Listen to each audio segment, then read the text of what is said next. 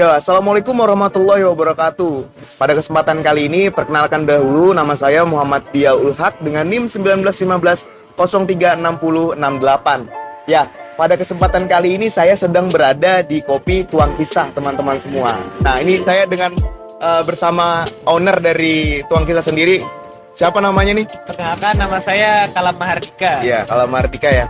Oke, jadi Mas Dika berarti ya. Oke, Mas Dika.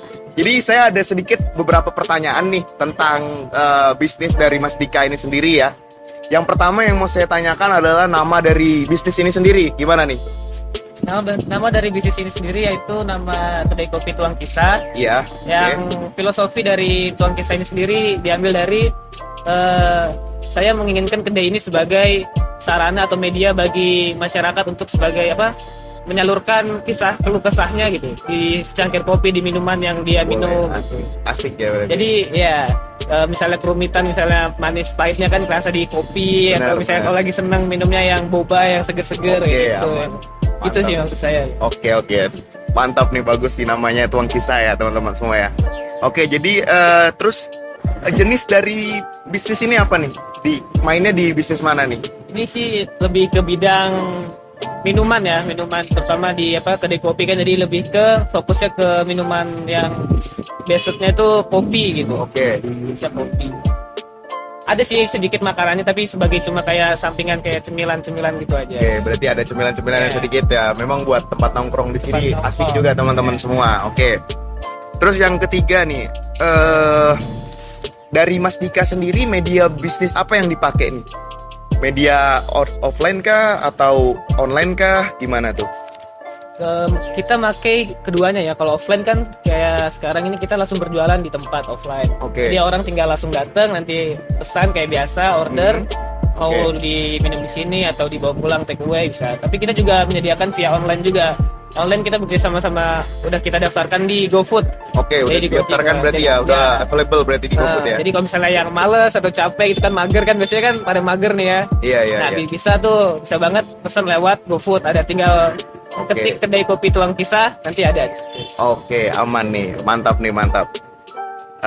Terus di sini Mas Dika sendiri di sini bisnisnya bisnis sampingan atau memang utama nih dari Mas Dika sendiri di sini untuk di Tuang Kisah sendiri ya? Iya. Sebenarnya ini bisnisnya bisnis utama bagi saya. Saya menginginkan ini bisnis utama emang. Karena saya mau ini kan bisnis pertama saya gitu kan. Pemula saya ingin membangun kedai kopi ini dari awal kan, dari sekarang, dari kedai kopi ini saya berharapnya nanti kedai kopi ini bisa besar, bisa jadi banyak cabang lah gitu, cabang bisa berpindah tempat di ruko-ruko atau di mall lah ya. Iya. Amin. Semoga aja bisa. Semoga. Tapi nanti ya ada mau kepengen di franchise kan apa bagaimana nih? Nah, ada sih kepikiran mau ke situ juga. Kepikiran ya.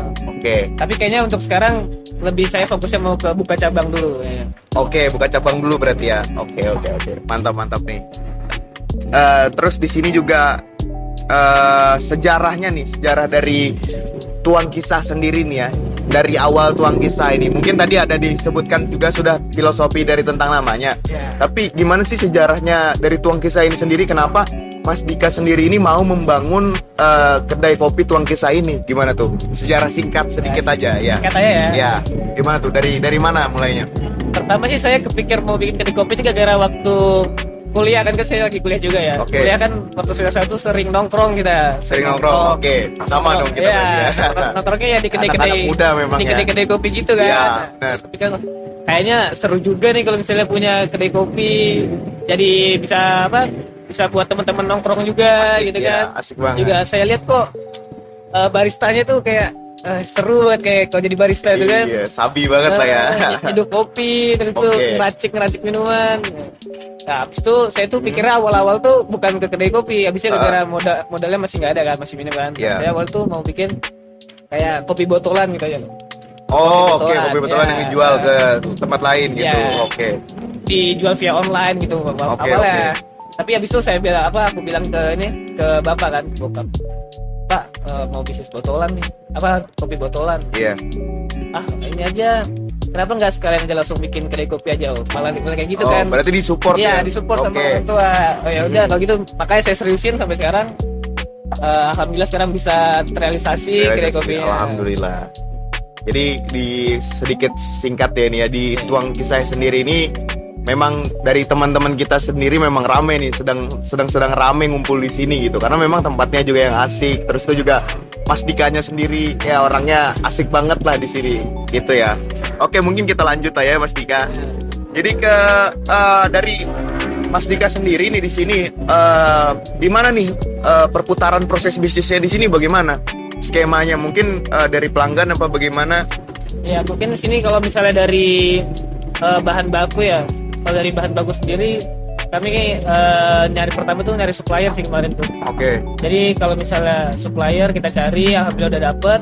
Jadi kalau misalnya bahan baku habis tuh biasanya setiap seminggu 2 kali sih kami belanja biasanya. Oh gitu ya. Seminggu 2 kali, jadi menyesuaikan aja kalau misalnya nanti kadang kopinya habis atau sirupnya, kita udah punya supplier ini sih, supplier tetap lah gitu. Ya, berarti ya, oke, yang aman.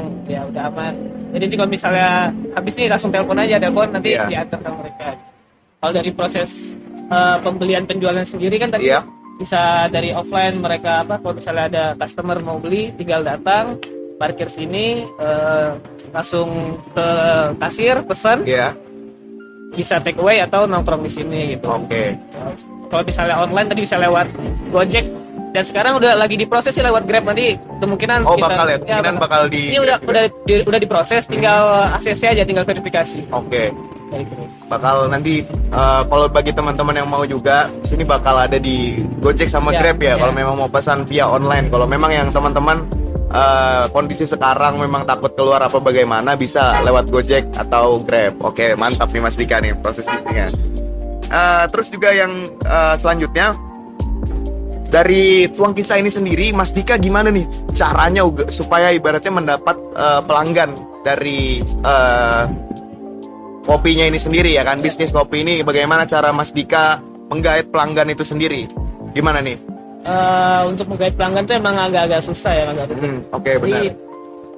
Di bagian marketing sih kita harus lumayan ekstra di bagian di marketing lah. Oke. Jadi saya tuh untuk marketing sendiri itu menyisakan sebagian anggaran untuk iklan. Oke. Iklan.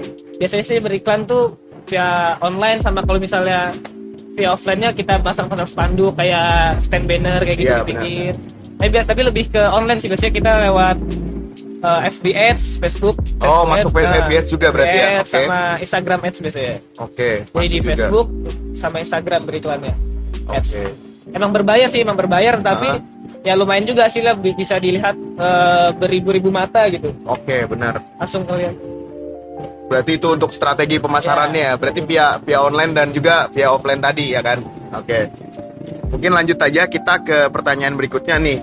Kondisi sekarang nih Mas Dika ya, seperti yang kita tahu ya kan, virus COVID di mana-mana menyebar dan baratnya sudah menjadi kepanikan dari warga itu sendiri. Nah, tapi gimana nih? Apakah Tuang Kisah ini sendiri terdampak dengan adanya virus corona ini?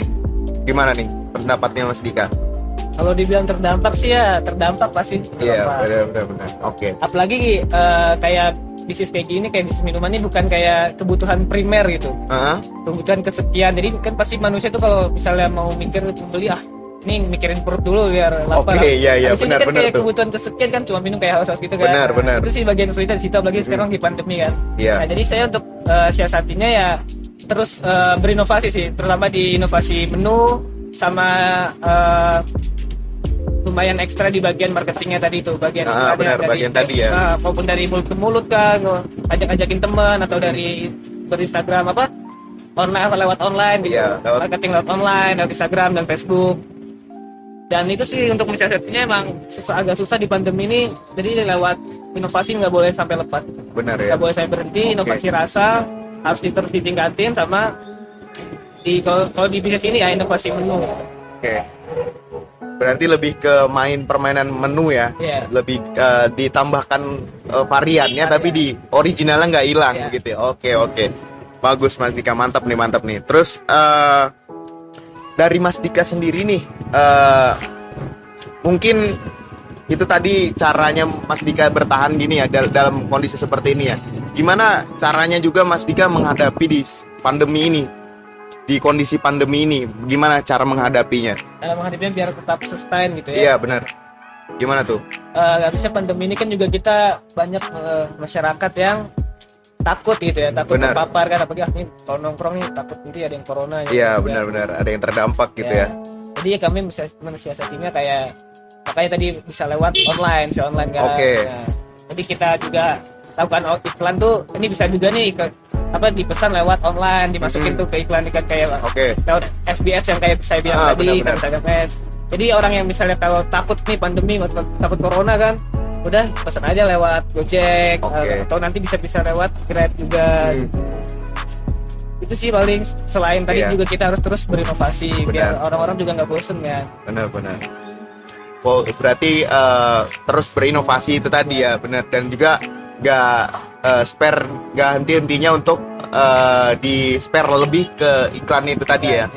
Oke. Mungkin yang terakhir nih Mas Dika nih, dari sebelum kita tutup ini terakhir nih, dari Mas Dika sendiri, saran nih bagi teman-teman mahasiswa yang pengen bener-bener dia mulai berbisnis dari nol, gimana nih saran dari Mas Dika nih? Saran dari sana ya? Iya benar. Sebenarnya saya juga termasuk kaum rebahan lah, kaum mager gitu lah ya. Iya benar. Dari kemarin tuh agak pokoknya kalau kalian punya ide untuk berbisnis nih, untuk berbisnis jangan dipikirkan lebih dari 5 menit. Jangan dipikirkan lebih dari 5 menit. Karena kalau udah lebih dari 5 menit tuh pasti nanti bawaannya mager, nanti dibawa tiduran, akhirnya nggak bakal terrealisasi gitu. Benar. Nah jadi kalau misalnya kalian punya ide bisnis, udah lakuin aja. Masalah nanti kayak misalnya apa yang takutin kayak modal nggak ada atau supplier nanti dari mana, itu kan biasanya bingung kan ya. Iya, pokoknya mulai aja dulu. Pokoknya nanti kalau udah kepikiran tuh langsung gerak, jangan nanti gitu. Kalau udah nanti pasti bawaannya males, terus tuh nanti pasti bakal udah nanti aja lah, tunggu ini iya benar ya, kalau banyak aja ya. Iya benar. Jadi pokoknya take action aja dulu. Take action. Mungkin segitu aja wawancara saya dengan Mas Dika ini selaku owner dari Tuang Kisah ya. Bagi teman-teman semua yang memang pengen datang ke Tuang Kisah nyobain kopi-kopinya, boleh dong. Ini di mana Mas Dika alamatnya nih? Alamatnya di Jalan M Said pas Simpang 4 lampu merah. Di M Saidnya ya. Jalan M Said nomor 1. Nomor 1 nih. Pas saya di Simpang 4 lampu merah. Baik, itu saja mungkin wawancara kita. Terima kasih teman-teman semua. Saya ucapkan assalamualaikum warahmatullahi wabarakatuh.